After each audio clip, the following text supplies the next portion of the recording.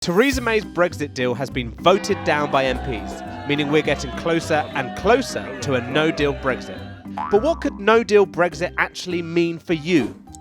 So you wake up on March the 30th, 2019, and the UK has just left the EU. Bye-bye. The plan was to have a deal in place by the time we left, making sure our exit was nice and smooth, with a transition period helping to ease us out of the Union. I know we can get a deal that delivers for Britain. We will be able to reach a deal that will work for us and work for them. I'm absolutely confident we're going to get a good deal with the EU. But now, none of that is in place. So what is actually going to happen? One of the first questions would be, what about the UK border? If there's no agreement about customs checks, there could be big delays.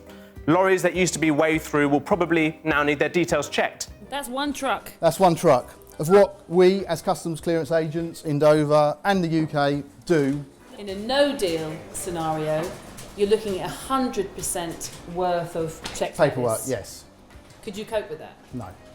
According to the freight industry, that could mean queues of up to 17 miles at the port of Dover. Because of that, there are fears it could disrupt deliveries of food and medicine coming into the UK. However, the Deputy Mayor of Calais has said that on the French side, they have been preparing for no deal for over a year. And he says there will definitely be no delays at the border in the event of no deal. Now, problems at the ports are one thing, but there could be even bigger problems at the land border between Northern Ireland and the Republic of Ireland. There used to be a physical border here with customs checks, but for many Irish nationalists, this was seen as a symbol of British occupation. All those barriers were removed as part of the Northern Ireland peace process. So for many on both sides of the border, putting barriers up once again would feel like a return to the troubles of the past. But the EU has said that if there's no Brexit deal, there'd be no alternative to a hard border. So on top of all the trade delays a no-deal Brexit could cause, there's also the possibility of renewed violence. There is real potential for trouble of extremists wanting to exploit the chaos of a possible no-deal Brexit. Yeah, well, we've seen that time and time again where there is an issue, no matter what the issue is in Northern Ireland, that people do tend to come onto the streets, that for either a short period of time or a more protracted period of time, that we do see some serious public order and indeed terrorist-related violence as a result of that. Now, what if you've booked a flight to Europe, but then we have a no-deal Brexit? Well, airlines will lose their automatic right to fly between Britain and EU member states. Authorities would need to try to reach some sort of agreement on air travel so that planes could carry on landing in other countries. The EU has said there's an emergency plan in place to ensure some air routes continue operating in the event of a no deal. So hopefully, your holiday plans won't be affected. And also, the UK government would try and get a more comprehensive agreement, while EU countries, they still want to fly here, so it's in their interests to keep the airspace open. But if things don't go to plan, it could result in planes being grounded, meaning you won't be able to take off and you could be left stranded. Now, what about those of you waking up in the UK on March the 30th who are EU citizens? Well, your status in the UK will eventually change after a couple of years, although that would happen regardless of whether we leave with a deal or not. That's because freedom of movement will end, so EU citizens will no longer have an automatic right to live and work here. Similarly, Brits who live in Europe will also lose those rights, as well as losing your guarantee of free healthcare in the EU. And on top of that, the value of your UK state pension could be at risk down the line. However, before you start panicking, the government has said there is no need to worry. That's because if you're an EU citizen living in the UK, you can apply for settled status for £65. So, providing you can prove you live here and that you're not a security threat, all of your current rights and privileges will be protected. Once you've got settled status, you can carry on living here just like before. EU countries are also in the process of announcing similar schemes for Brits living abroad. But what other changes are you likely to notice? Well, perhaps the biggest risk of a no-deal Brexit is the potential shock to the economy. The Bank of England thinks the value of the pound will tumble, the economy will shrink, and that it'll be even worse than the 2008 financial crash. The country is not yet fully prepared for a cliff edge Brexit. Now that's based on a lot of detailed predictions, but remember, they have sometimes been wrong before. A big part of our economy is our trading relationship with Europe. Being in the EU means that we can buy and sell goods with EU countries without paying tariffs at the border.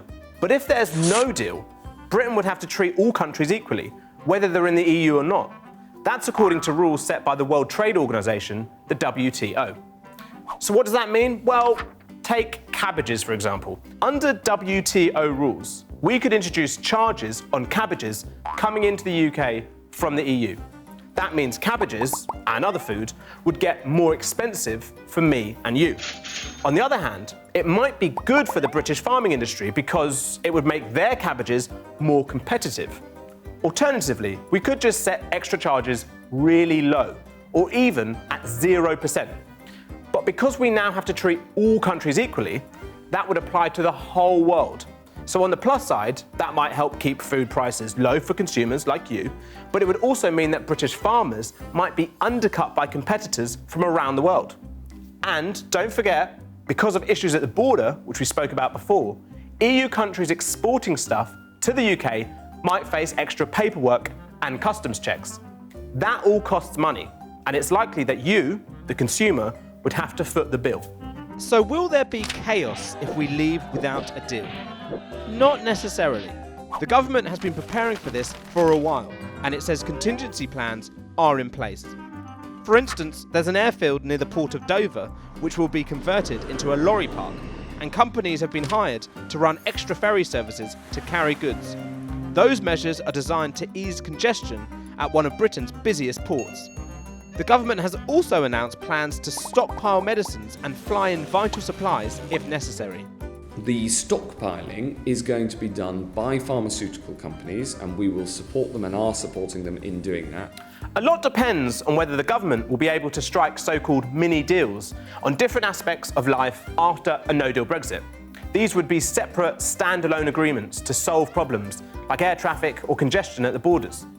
But the EU has insisted it will only agree to basic emergency measures, allowing some flights and cross-border trade for a limited time.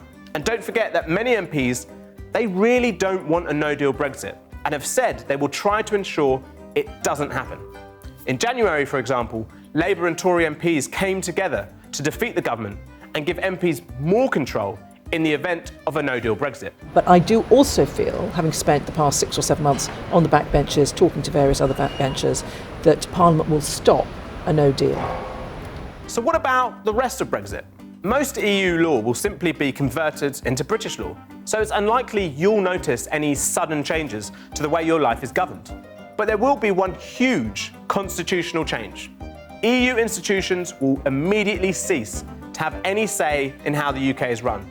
So every future decision will come straight from our Parliament. So that's how a no-deal Brexit could affect you come March the 30th. What do you think? Is it really that bad? Or will things work out better than predicted? Let us know in the comments below and tell us anything you're confused about as Brexit Day approaches.